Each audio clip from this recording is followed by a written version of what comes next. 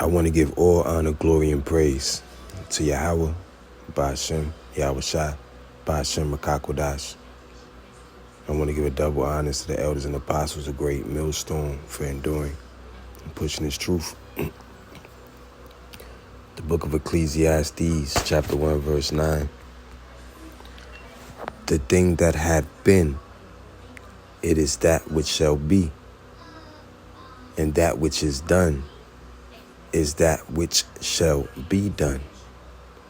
And there is no new thing under the sun.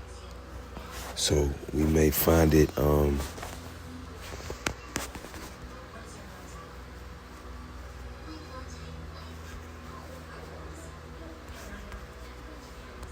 we might find ourselves going through something that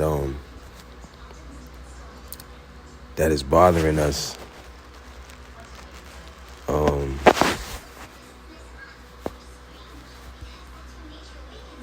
Think of it as no strange thing, KJV.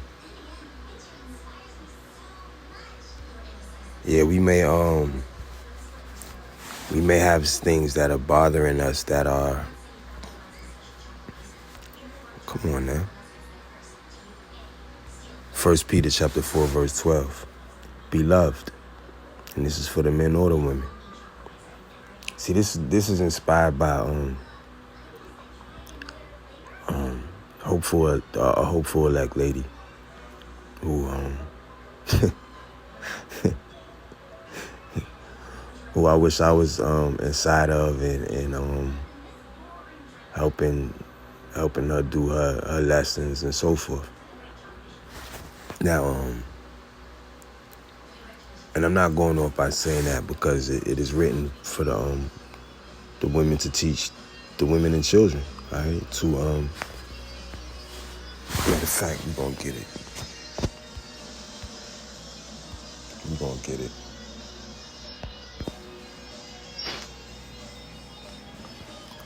Matter of fact, Titus 2:1. But speak thou the things which become sound doctrine. Now let's look at this word doctrine. Let's look at sound doctrine. Everybody think they know what speaking is about. Okay. Sound. To be sound. To be well. To be in good health. Of one who keeps the graces and is strong. Of Christians whose opinions are free from any mixture of error. Strong's G 5198. Hugiaino. Hugiaino.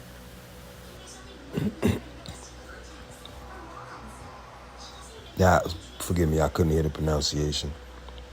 To be of sound mind, to have sound health, be well in body, figuratively, to be uncorrupt, true in doctrine, be in health, be safe and sound, be wholesome.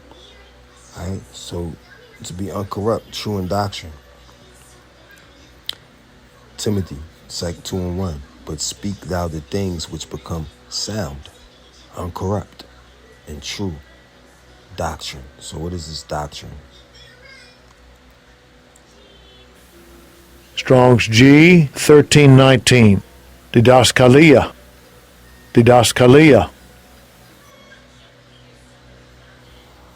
Pardon me, I couldn't hear that. So doctrine, Strong's G 1319. Teaching, instruction, teaching, that which is taught, doctrine, teaching, precepts. Precepts. Why did it mention precepts? Precepts. What does it say in the book of Psalms? What does it say?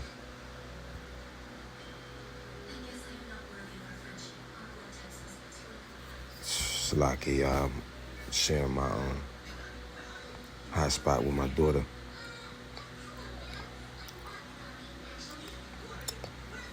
Psalms 119 and 104.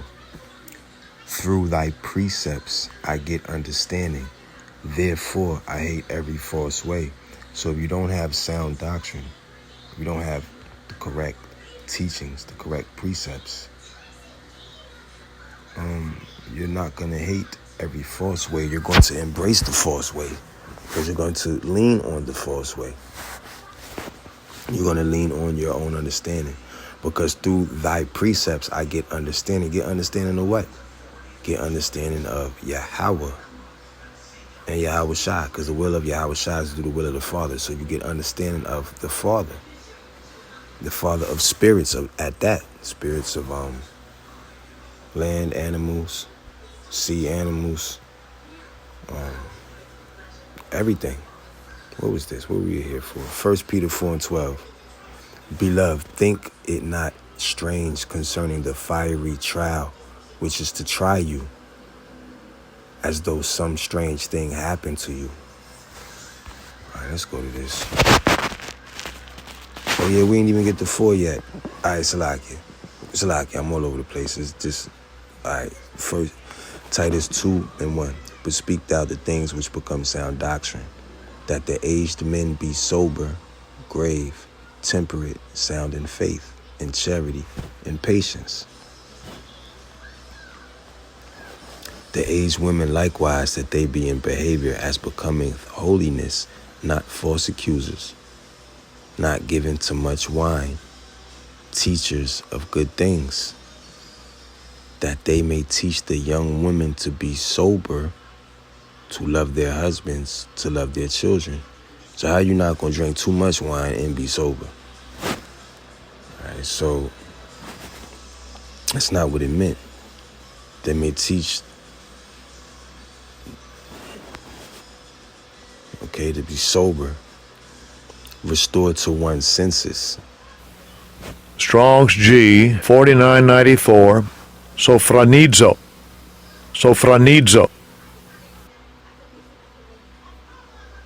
Okay, so restored to one's senses, to moderate, control, curb, discipline, to hold one to his or her duty, to admonish, to exhort earnestly, teach to be sober. What does that mean? To make of sound mind, figuratively, to discipline or correct, teach to be sober. All right, sober their ass up with the truth. Correction, discipline. All right, so let's go back to it.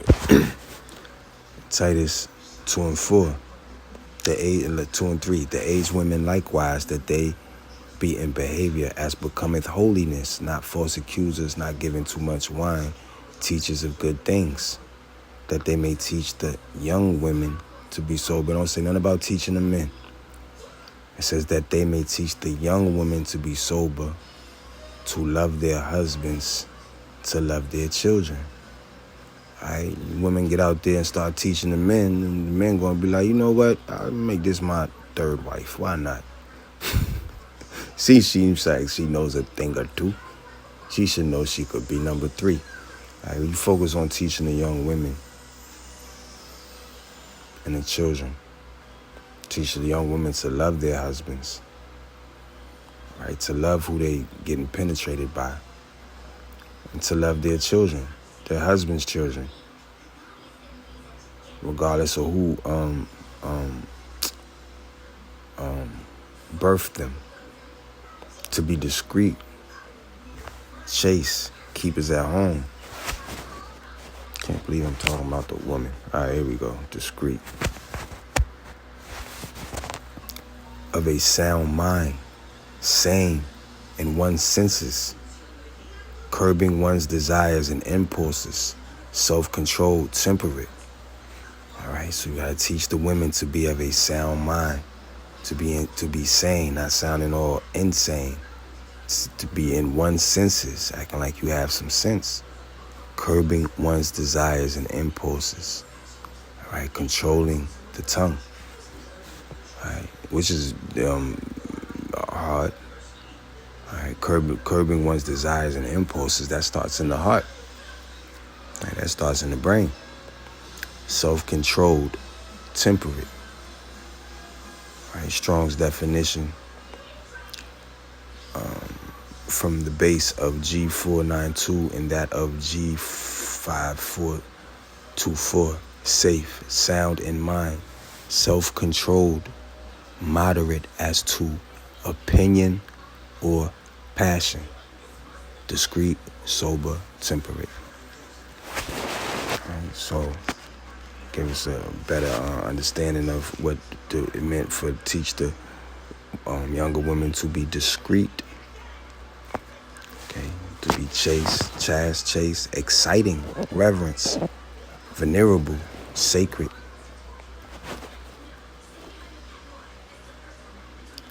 Venerable is a style, a title, or an epithet which is used in some Western Christian churches.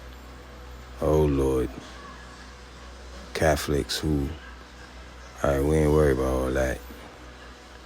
Don't try to be too much. Matter of fact, Strong's definition: properly clean, figuratively innocent, modest, perfect, chaste, clean, pure.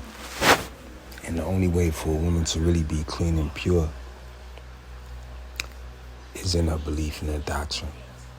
And it's in her dedication and her faith and belief in her man as being the one that the Lord is dealing with. Or if the Lord is not dealing with your man and he's and he's giving you the word, woman, whoever you may be, then you have to have faith that by you changing, he don't gotta change. You have to have faith that by you changing, he will notice the change in you, and the Spirit will come on him to love you better and to change with you, instead of rejecting your change and becoming your enemy. All right, so pure from carnality, chaste, modest, pure from every fault, immaculate, clean. So that's chaste, keepers of home,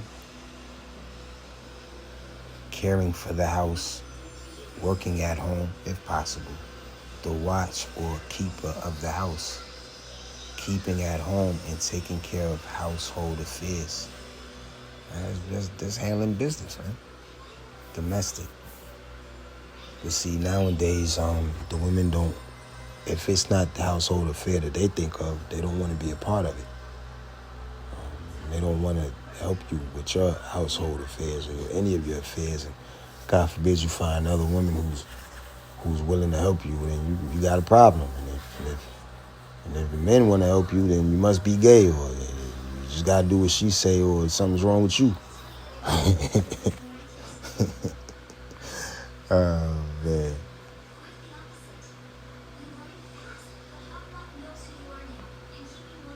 All right, good, obedient to their own husbands, that the word of Yahweh Bashem Yahushua be not blasphemy. To speak reproachfully, rail at, revile, calumniate. That word looks weird. Calumniate. Make false and defamatory statements. All right. Blasphemy. To be evil spoken of, reviled, rallied at. Specifically to speak impiously, speak blasphemy, defame, rail on, revile, speak evil. Okay.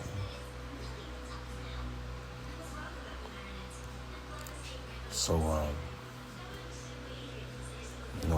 men and women, as we go through what we go through in this time of all hell breaking loose and us meeting believers and us dealing with relationships that we've been in with non-believers, it's going to be a lot of confusion, a lot of changes, and we just have to reflect upon some scriptures to know that none of this is a new or a strange thing on the earth. All right.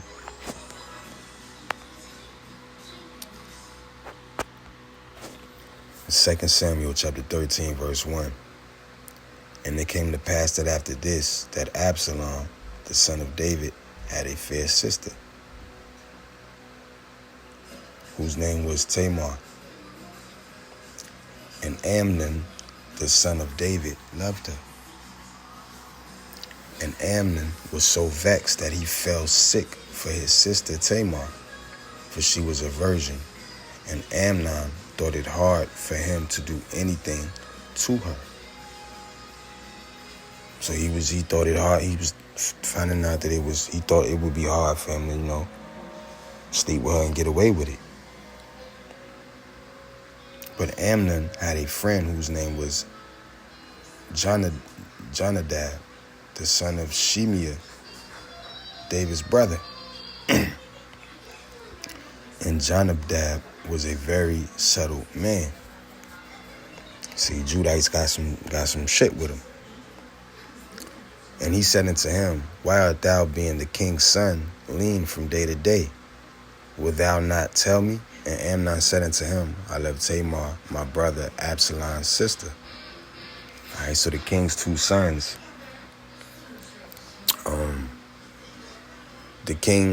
One of the king's son, Absalom, had a sister named Tamar, and the king's other son from another woman, Amnon, he wanted that, but he didn't want it for real. He just wanted to see what it felt like,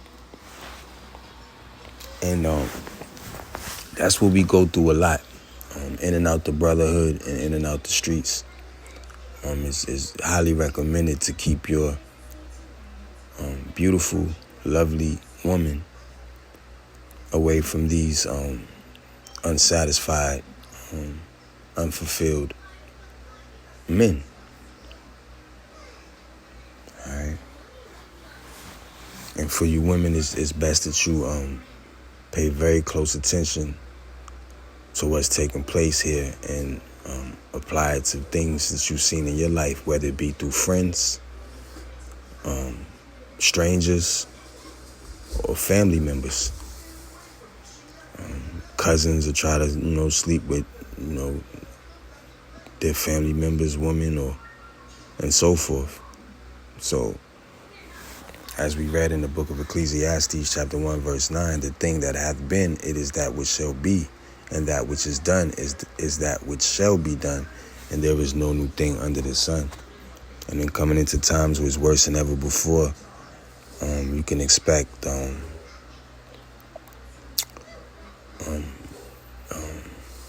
marvel not if your woman trespasses against you.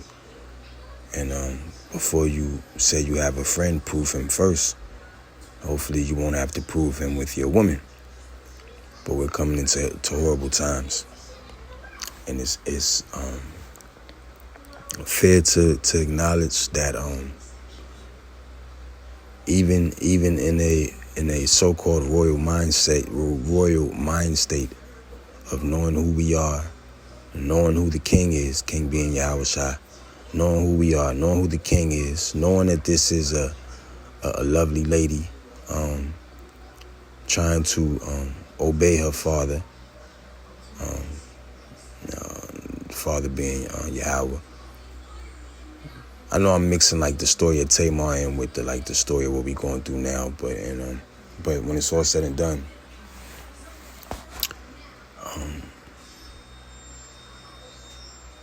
you women are in trouble. You women are in trouble because it's not going to be easy for you to tell the intentions of your so-called brethren and the truth.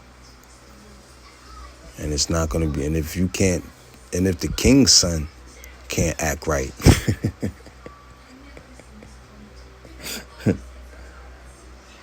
and just imagine how these niggas is going through. Okay, every state got a different vibe to the men and women, and every coast got a different vibe, and the East Coast different from the West, the Midwest different from the dirty. The dirty is the South. If anybody's not from America, dirty South. It's dirty. So pay attention. Verse 3, 2 Samuel 13:3. But Amnon had a friend whose name was Jonadab, the son of Shimeah, David's brother. All right, so this is King David's nephew telling his son how to finesse his daughter out the drawers. All right, we're coming into some terrible times, y'all. And you really have to pray over your woman. Now, I don't have a I don't have a woman. And of course I want one. And Lord willing, I'll be rewarded. I'll be rewarded with who I hope to be a reward. I'll just put it like that. Now, 2 Samuel 13:4. This subtle man, King David's nephew, and he said unto him, why art thou, being the king's son, lean from day to day? So the king's nephew ain't even stressing like the king's son. He like, yo, what's wrong with you, boy? You the king's son, I'm just a nephew and I'm good. What's your problem? And Amnon said unto him, I love Tamar, my brother Absalom's sister. And Jonadab said unto him, lay thee down on thy bed and make thyself sick. And when thy father come to see thee, say unto him, I pray thee, let my sister Tamar come and give me meat, and dress the meat in my sight, that I may see it and eat it at her hand. All right, so you got wicked Israelites that are going to try to figure out a way to get into these women's drawers. It's recorded in the scriptures that even these so-called royalty, you know how you is when you're supposed to be royal, you're supposed to have on a purple. And then, we're supposed to have on a purple robe. We're not talking Cherry Hill today. We're supposed to have a purple robe or something, right? Supposed to be royalty. Verse 6, so Amnon lay down and made himself sick. And when the king was come to see him, Amnon said unto the king, I pray thee, let Tamar my sister come and make me a couple of cakes in my sight, that I may eat at her hand. So he switched it from meat to cake. Then David sent home to Tamar, saying, go now to thy brother Amnon's house and dress him meat. So Tamar went to her brother Amnon's house, and he was laid down, and she took flour and kneaded it, and made cakes in his sight, and did bake the cakes. And she took a pan. Now, I was reading like that because when I read verse 7, it said that King David told him to dress him meat. But in the book of Genesis, it reads that the herb shall be as to you as for meat. So that's just another way of saying, where we eat something. And there's more to the herb than just weed, god damn it. Shit. Say herb and you think weed. But when you order something, say garlic herb, do you get high off the food? It's crazy, man. All right, so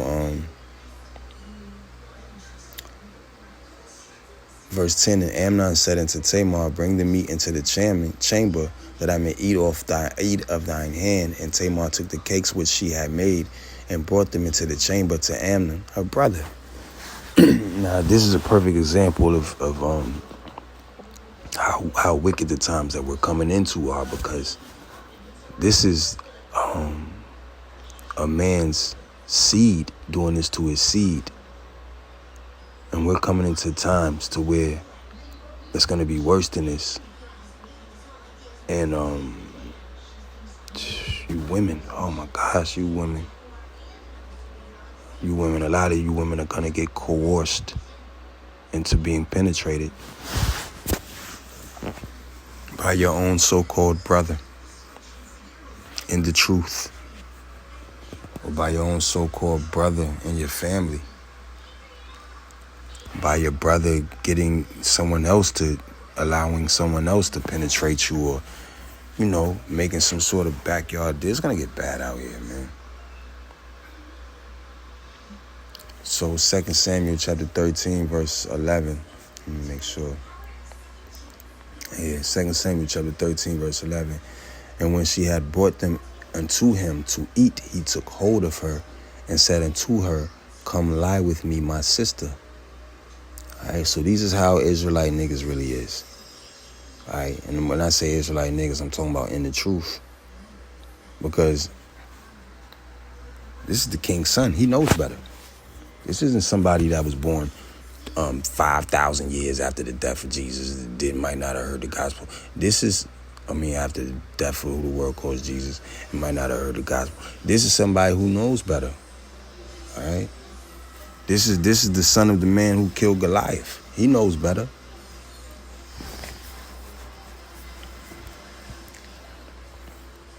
Verse 11, and when she had brought them unto him to eat, he took hold of her and said unto her, come lie with me, my sister. What type of pickup line is that? And she answered him, hell nah, my brother. Do not force me, for no such thing ought to be done in Israel. Do not thou this folly. So what the hell is wrong with you? She said, don't do this, man. Verse 13, and I, whither shall I cause my shame to go? She said, where am I going to cause my shame to go? And as for thee, thou shalt be as one of the fools in Israel. Now therefore I pray thee, speaking to the king. She said, talk to daddy, for he will not withhold me from thee. She said, you want me, go tell daddy. He'll give you to me. But she said, don't pop me in the cut. And then I won't be a virgin, pure, innocent virgin anymore.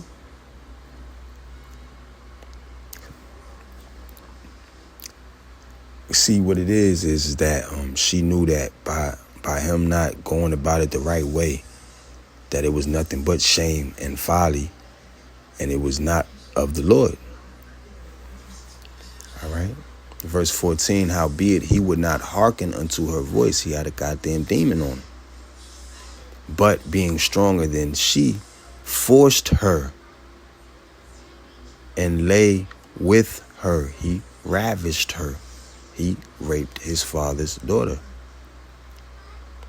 Then Amnon hated her exceedingly, so that the hatred wherewith he hated her was greater than the love wherewith he had loved her. And Amnon said unto her, arise, be gone. That love that he had for her was lust. All right, so right after he hit that, he didn't want her no more. And that's what these women are going through, in the truth and out the truth.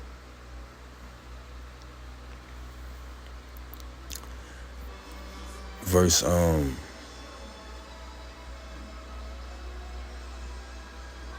15. Then Amnon hated her exceedingly, so that the hatred wherewith he hated her was greater than the love wherewith he had loved her.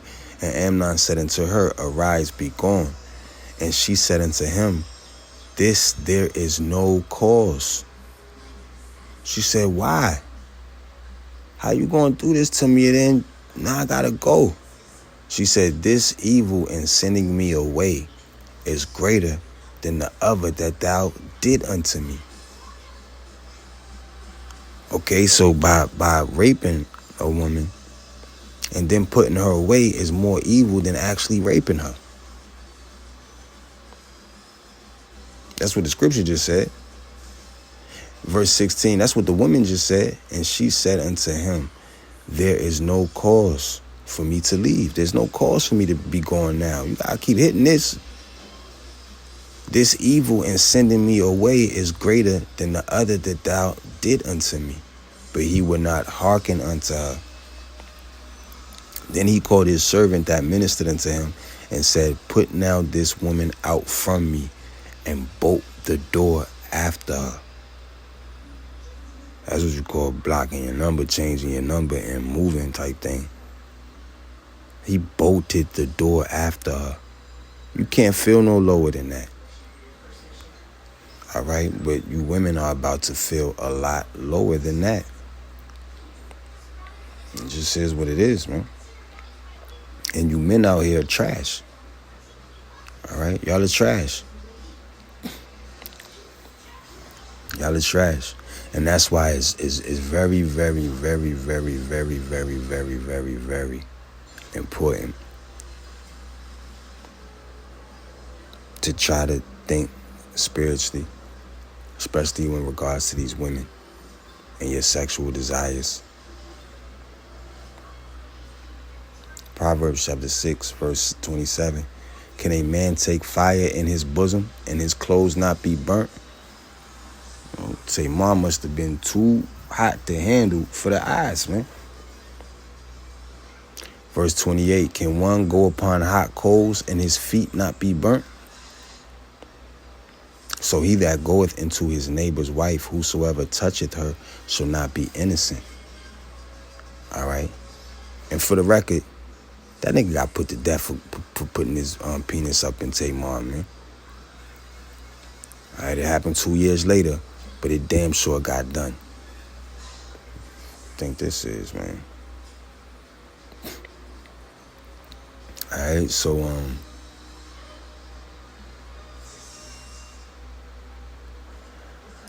I'm not really gonna get into the women.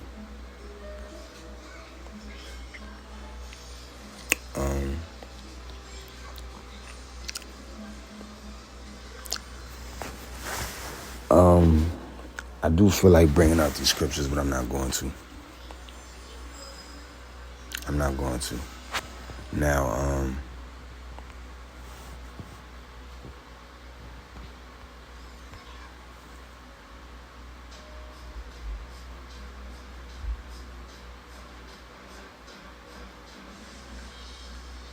yeah, I ain't gonna be able to do this because of my daughter using a hotspot.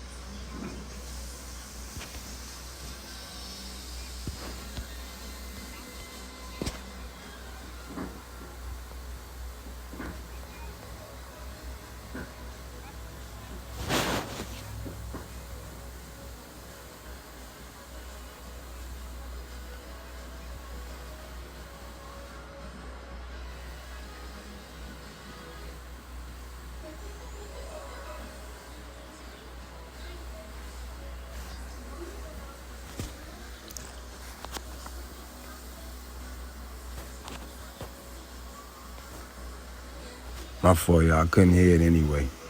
Matter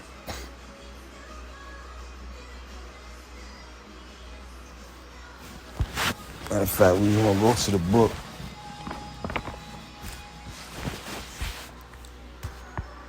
The book of Luke, chapter 19, verse 10. For the Son of Man is come to seek and to save that which was lost. He didn't come to seek and save everybody. Well, a lot of relationships are gonna be broken up through death and destruction. And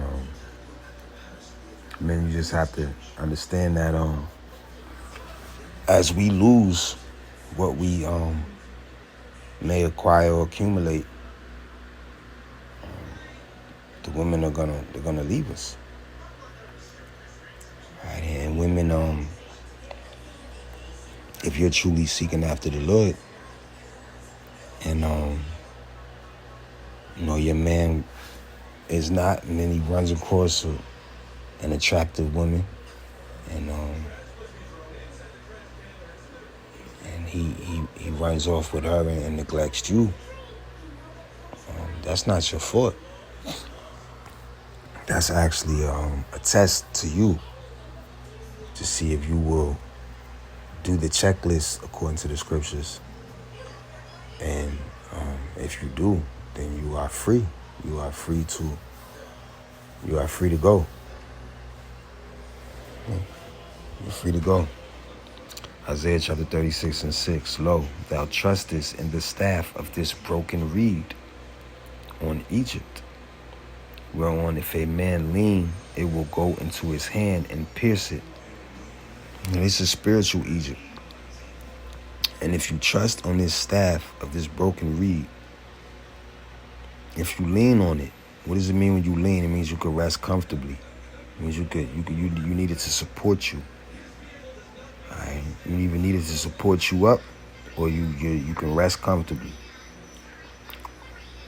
If a man lean, it will go into his hand and pierce it. So is Pharaoh, king of Egypt, to all that trust him. So if you trust these politicians, okay, your hand will be pierced. Period. You're not gonna make it. 2nd Ezra chapter 15, verse 10. Behold, my people is led as a flock to the slaughter. I will not suffer them now to dwell in the land of Egypt, but I will bring them with a mighty hand and a stretched out arm, and smite Egypt with plagues as before. And Egypt just means the house of bondage. The book of Exodus, chapter 20, verse 1. And Yahweh spake all these words, saying, I am the Lord thy God, which have brought thee out of the land of Egypt, out of the house of bondage. So the land of Egypt to us was a house of bondage. It wasn't our homeland. It wasn't home sweet home. It was a place where we ended up, we came up, and then it became a house of bondage. We paid for coming up in Egypt, learning their ways, and what did he say? Pharaoh saying chapter 1. Let's read it. The book of Exodus chapter 1, verse 9. Let's start at 8. Book of Exodus chapter 1, verse 8. Now there arose up a new king over Egypt, which knew not Joseph.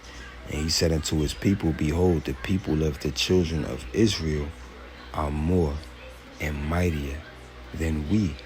Come on, let us deal wisely with them, lest they multiply, and it come to pass that when there falleth out any war, they join also unto our enemies and fight against us, and so get them up out of the land. Right? So for them to get us up out of the land, they put us in bondage, gave us taskmasters, made us build cities. 2nd Ezra chapter 15, verse 11. But I will bring them with a mighty hand and a stretched out arm, and smite Egypt with plagues as before. That's why it's not going to be no food.